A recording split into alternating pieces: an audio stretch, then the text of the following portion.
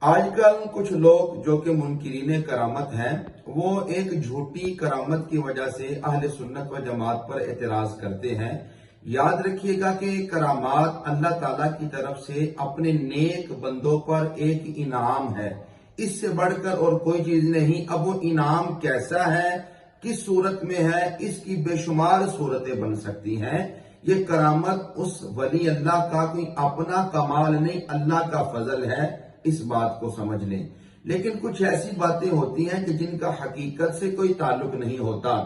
جیسے بعض لوگ اس بات کا ڈھنڈورا پیٹتے ہیں کہ بھئی دیکھو اب تم لوگ سنی یہ کہتے ہو کہ حضور سیدنا شیخ عبد القادر جیلانی نے جو فرشتے تھے ملک الموت حضرت عزرائیل علیہ السلام، ان سے جو روحوں کا تھیلا تھا وہ چھین لیا۔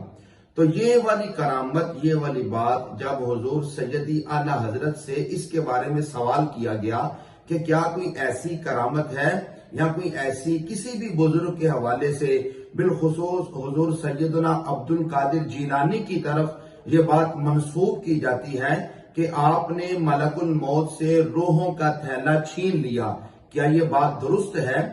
تو آگے سے سیدی اعلیٰ حضرت نے فتاوی رضویہ شریف کی 28ویں جلد کے صفحہ نمبر 418 پر آپ نے بڑا خوبصورت جواب دیا کہ یہ والی بات کرنا کہ حضرت سیدنا عبد القادر جیلانی نے ملک الموت سے وہ روحوں کا تھیلا چھین لیا، اعلیٰ حضرت نے فرمایا کہ یہ بات بالکل جھوٹی ہے، غلط بات ہے۔